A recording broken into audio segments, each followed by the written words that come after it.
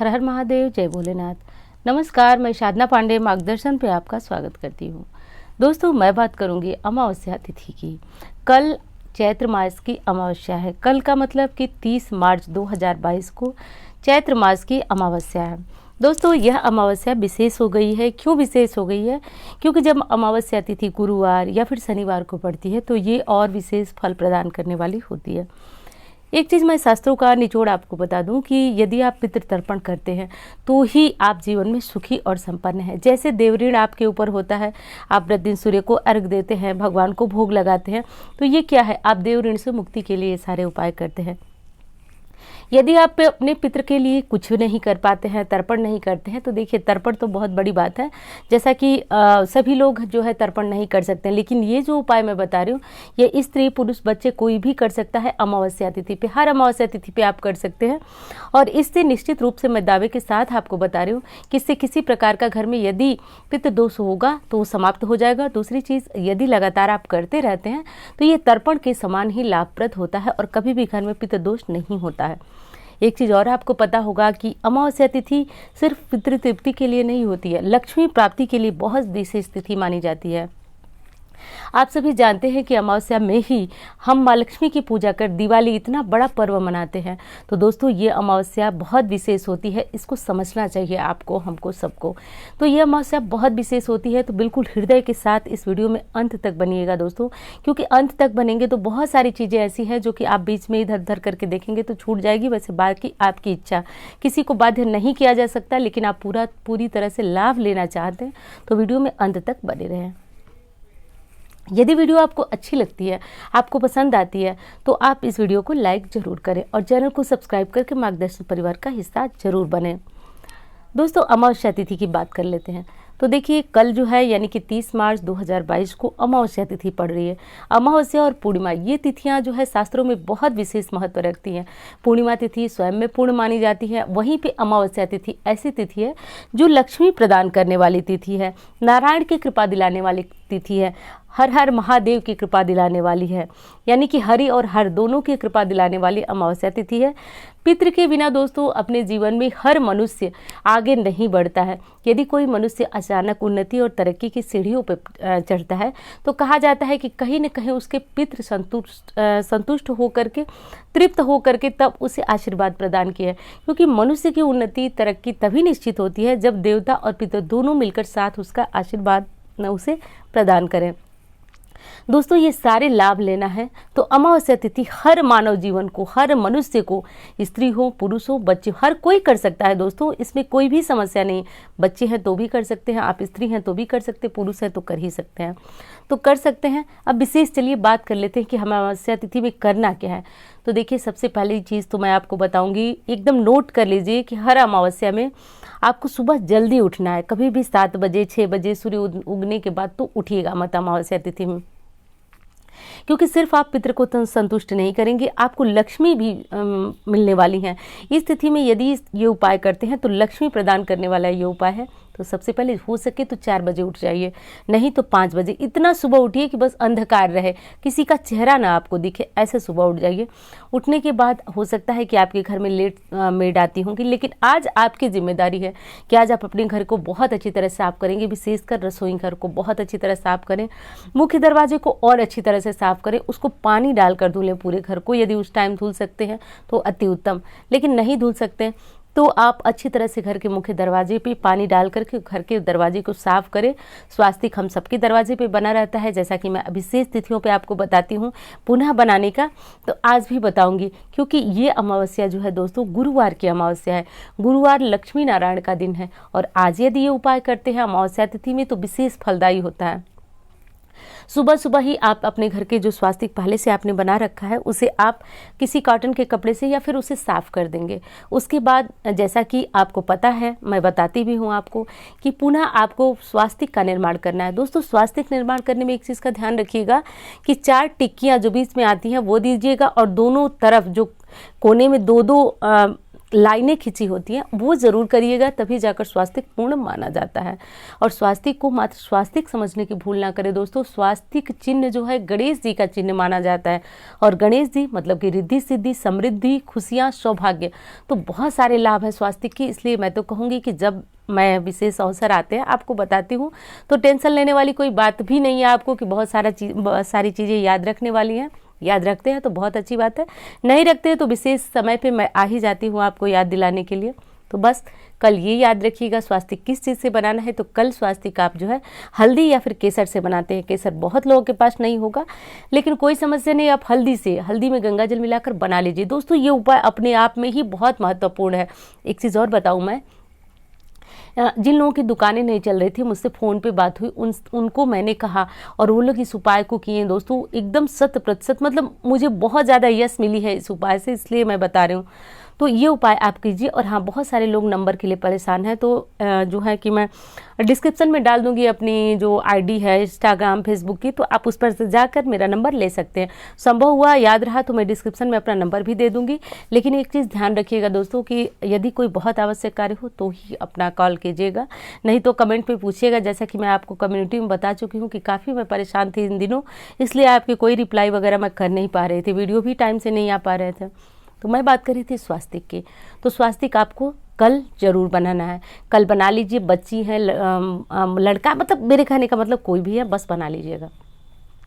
अब सुबह का जो आपका पूजा पाठ है वो कर लीजिएगा। सुबह के पूजा पाठ करने के बाद आपको आज विशेष जो है भगवान भोलेनाथ की और भगवान विष्णु की पूजा करनी है। विशेष भगवान भोलेनाथ की, जैसे कि अमावस्या तिथि में यदि आप मिट्टी के घड़े में, ध्यान रखिएगा ये उपाय आप किसी अमावस्या में कर सकते हैं, लेकिन इस अमावस्या में करें तो विशेष लाभप्रद होगा। चूँकि वीडियो लेट जा रही है इसलिए मैं बहुत ज़्यादा प्रेशर आपको नहीं कर सकती हूँ कि आप इसी अमावस्या में करें। मिट्टी के घड़े में आप जो है जल भर लें। तो जल भर करके, और इस घड़े का जैसे कि जल आपको रसोई घर में रखना है, कम से कम 1 घंटे तक रख के इस जल को आप भगवान भोलेनाथ के शिवलिंग पर ले जाके चढ़ाएं। दोस्तों कैसा भी पितृदोष होगा आपको तत्काल उस दोष से आराम मिलना प्रारंभ हो जाएगा। करना यह है कि आप घड़ा ले लीजिए, उसको अच्छी तरह साफ़ कर लीजिए। घड़ा साफ़ सुथरा होना चाहिए, बिल्कुल नया। और आप अपने रसोई घर का पानी वाला स्थान साफ़ कर लें, साफ़ कर वहाँ रख दें। वहाँ रखने के बाद जो है कम से कम 1 घंटे बाद इस जल को आप ले जाकर शिवलिंग पे चढ़ा दें। बहुत ज़्यादा असमर्थता है, आप शिवलिंग पे नहीं जा सकते चढ़ाने, इस जल को आप घर की तुलसी में डाल दीजिए। एक चीज़ मोटे शब्दों में आपको बता रही हूँ दोस्तों कि अमावस्या तिथि में भगवान भोलेनाथ की, नारायण और लक्ष्मी की और तुलसी सींचना, पीपल सींचना, ये सारे उपाय अपने आप में बेहद पुण्यदायी हैं। और इनको आप कर लेते हैं तो कोई बड़ी बड़ी पितृ पूजा की आपको आवश्यकता ही नहीं होती है। कभी जीवन में आपके पितृ नाराज़ नहीं होंगे, इस चीज़ को मैं बताती हूँ आपको। तो ये यदि मटके वाला उपाय आपसे हो पाता है तो ज़रूर कीजिएगा। और ज़रूरी नहीं कि आप सुबह में इस उपाय को कर लें, पूरे दिन में बस दिन रहते इस उपाय को कर लीजिएगा। दिल न ढलने पाए, अंधेरा न होने पाए, दिन रहते इस उपाय को कर लीजिएगा। और बेहद असरदार ये उपाय है, और इन दिनों में यदि किया जाए तो बेहद अच्छा रिजल्ट मिलता है। तो इसलिए इस उपाय को आप कर सके तो ज़रूर कीजिएगा। अब बारी आती है दोस्तों कि अमावस्या तिथि में आपने सुबह की पूजा कर ली, और ये मटके वाला उपाय यदि कर सकें तो ज़रूर कीजिएगा। और दूसरे उपाय की बात करते हैं दोस्तों कि कल आपको शाम में क्या करना है। शाम में जो है वो विशेष, हाँ एक चीज़ तो मैं बताना भूल गई, बहुत सारे प्रश्न आपके अभी आ रहे थे कि दीदी हम जो है पीपल पूजा करेंगे या नहीं करेंगे। तो बिल्कुल करेंगे, गुरुवार की अमावस्या है। और पीपल पूजा कब करेंगे, तो कल जो है हमें बहुत अच्छी उदया तिथि की अमावस्या प्राप्त हो रही है, तो हम सुबह कभी भी पीपल सींच सकते हैं। वैसे यदि सुबह 9 बजे के बाद आप ये पूजा करें तो अति उत्तम, नहीं कर सकते किसी कारण से समस्या है तो आप सुबह 6 बजे से 7 बजे से आप इस पूजा को कर सकते हैं। तो कर लीजिएगा। शाम के समय जो है पीपल में एक दीपक जलाइएगा। अमावस्या को पीपल सींचने का एक और फायदा होता है, एक तो लक्ष्मी की कृपा आपके ऊपर बनी रहती है अमावस्या और पूर्णिमा में यदि आप ये उपाय करते हैं। दूसरी चीज़ है कि आप जो है पीपल सींच देते हैं अमावस्या को, काले तिल और मीठा और गाय का दूध मिलाकर, ये 3 चीज़ें आप नोट कर लीजिए।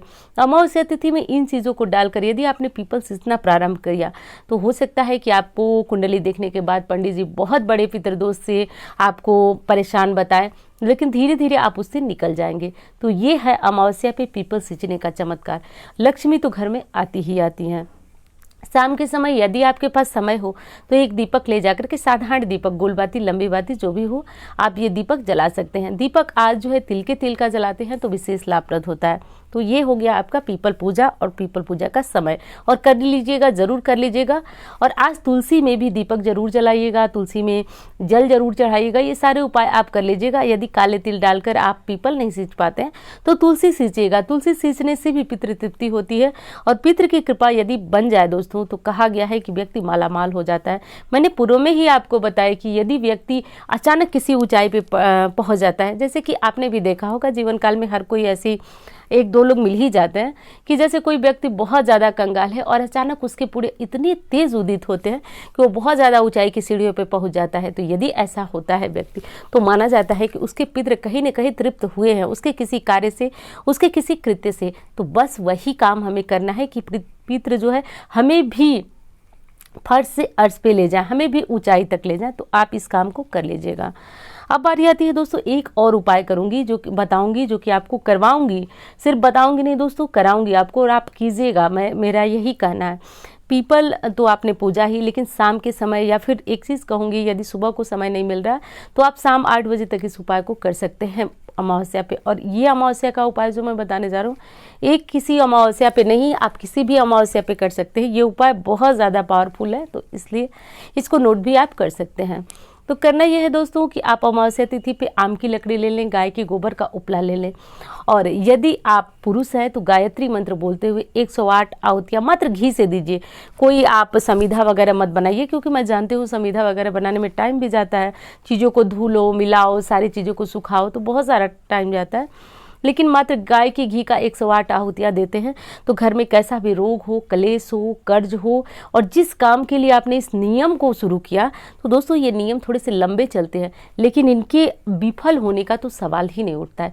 प्रश्न ही नहीं है कि ये उपाय आपके बेकार जाए। तो ये काम आप कर लीजिए और करते ही रहिए दोस्तों। अमावस्या पूर्णिमा का हवन मैं क्या बताऊं, मैंने खुद से देखा है, अनुभव किया है लोगों का जीवन बदलते हुए, और आप जानते हैं कि मेरी बातें झूठ नहीं होती हैं, और मैं जानती हूँ आप मुझ पर विश्वास करते हैं।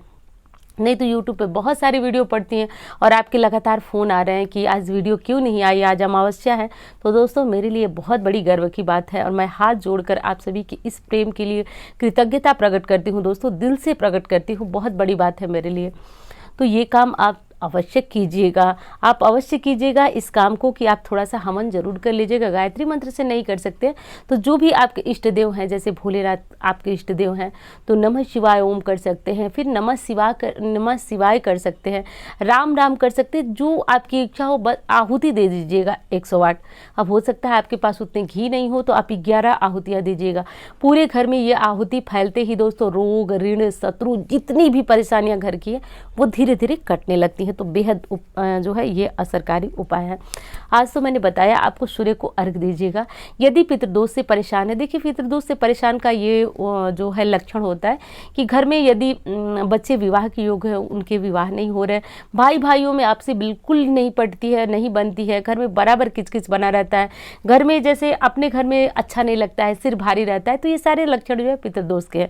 तो आज काले तिल डालकर सूर्य नारायण को जल चढ़ाएंगे तो इससे ज़रूर राहत मिलेगी। और नहीं चढ़ाना चाहते हैं, आप साधारण जल देते हैं तो कोई समस्या नहीं, साधारण जल दीजिए, लेकिन दीजिए ज़रूर दोस्तों। आज के दिन ये पूजा जो मैं बता रही हूँ ये बहुत ज़्यादा ज़रूरी है। अब बात कर लेते हैं दोस्तों कि लक्ष्मी प्राप्ति के लिए हमें क्या करना है। तो आज के दिन यदि आप एक उपाय करते हैं तो ये उपाय आपको सिर्फ और सिर्फ अमावस्या पे करनी है। 12 अमावस्या इस उपाय को करिए, और आज ही कॉपी और पेन उठाइए मेरे सामने ही और उसको नोट कीजिए, नोट करके रखिए। 12 अमावस्या के बाद जीवन बदलने वाला है। तो ये साधारण सा उपाय नहीं है, इसको अभी नोट कीजिए और देखिए कैसे जीवन बदलता है, और आप भी याद करेंगे कि मतलब क्या उपाय था ये। अब इसको नोट करके करना ये है दोस्तों कि कल अमावस्या के दिन आप शाम को बनाएंगे खीर। खीर गाय के दूध की होनी चाहिए, ताज़े दूध की होनी चाहिए। ताज़े का मतलब कि सुबह का भी यदि आपके पास दूध है तो बना सकते हैं। और खीर बनाएंगे, और लक्ष्मी नारायण की जो मूर्ति हो, सबके घर में एक स्थायी लक्ष्मी हमारी होती हैं, हम अपने घर में फोटो मूर्ति इत्यादि रखते हैं, तो इनके पास खीर का भोग लगाइएगा। और जो गुलाब वाली अगरबत्ती हमारे घर में होती है, नहीं होगी हो सकती है तो आप गुलाब वाली अगरबत्ती, धूप बत्ती जो भी हो, लेकिन बांस वाली अगरबत्ती मत लीजिएगा। आगे मैं बताऊंगी, बताती भी हूँ कि क्यों नहीं जलाते हैं। तो ये गुलाब वाली अगरबत्ती जलाइएगा, और जलाकर माँ लक्ष्मी के सामने खीर रख करके आंखें बंद कर उनसे प्रार्थना कीजिएगा, हे माँ लक्ष्मी आज भोग स्वीकार कीजिए, और आज मेरी जो दरिद्रता है, मेरी गरीबी है, और जैसे मैं अपने काम पे जाती हूँ मेरे काम में कोई सफलता नहीं है, ये उपाय जो है वो निश्चित रूप से बस आप प्रे कीजिए और इस उपाय को करते जाइए। आप देखिए जीवन में किस प्रकार चमत्कारी परिवर्तन लाता है। लेकिन इसके बाद आपको एक चमत्कारी दिव्य दीपक जलाना है। ये दीपक कैसा होगा? तो दीपक दोस्तों आपको 4 मुख वाला जलाना है। तो जैसा मैं बताती हूँ कि 4 मुख वाला दीपक जलाएंगे तो थोड़ा बड़ा दीपक लीजिए जिसमें थोड़ा सा ज़्यादा घी आए, तेल आए। और इस दीपक को आप सरसों के तेल को छोड़ करके बाकी तिल के तेल का भी जला सकते हैं, घी का तो सर्वोत्तम है। तो ये कर लीजिएगा, 4 मुख वाला दीपक जलाइएगा। जलाने के बाद अब आप स्क्रीन में देख के ये मत कहिएगा कि इसमें 1 मुख वाला है।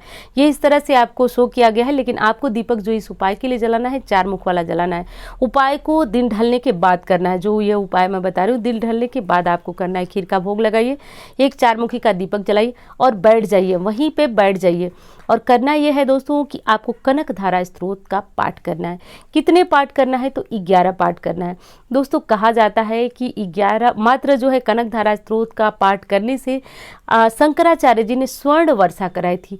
तो ये पाठ, ये कलयुग है, हो सकता है कि 1 बार 2 बार में असर न करे, लेकिन विफल जाने का तो प्रश्न ही नहीं उठता है। हो सकता है दोस्तों कि हमें 1 रुपये की आवश्यकता है तो 1 रुपये पूरे न मिल पाए, लेकिन धीरे धीरे 1 रुपये तो छोड़िए आपको 100 रुपये की प्राप्ति होगी। इतना मैंने देखा है और जिन लोगों को ये उपाय करा है बेहद लाभप्रद ये उपाय हुआ है।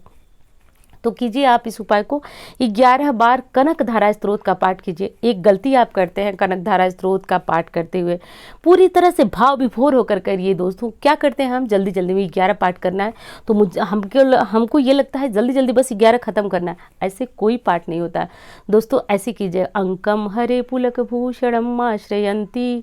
तो आप मेरी बात समझ रहे हैं, मेरी आवाज़ बहुत अच्छी नहीं है कि मैं गाकर आपको बता सकूं, लेकिन आप ऐसे गाइएगा जैसे कि माँ लक्ष्मी आपके सामने खड़ी हैं, आप उनकी स्तुति कर रहे हैं। ऐसे कीजिएगा, 11 बार कीजिएगा। और दोस्तों दिल से कीजिएगा। मैं एक चीज़ बता रही हूँ आपको, दिल से कीजिएगा, विफल नहीं जाएगा। जैसे मैंने वादा किया है 12 अमावस्या, बस 12 अमावस्या, तो नोट कीजिए उसको आपसे। और नहीं हुआ तो आप इसी चैनल पे कमेंट कीजिएगा, लेकिन मैं जानती हूँ कि एक भी कमेंट ऐसा नहीं आएगा कि हुआ नहीं।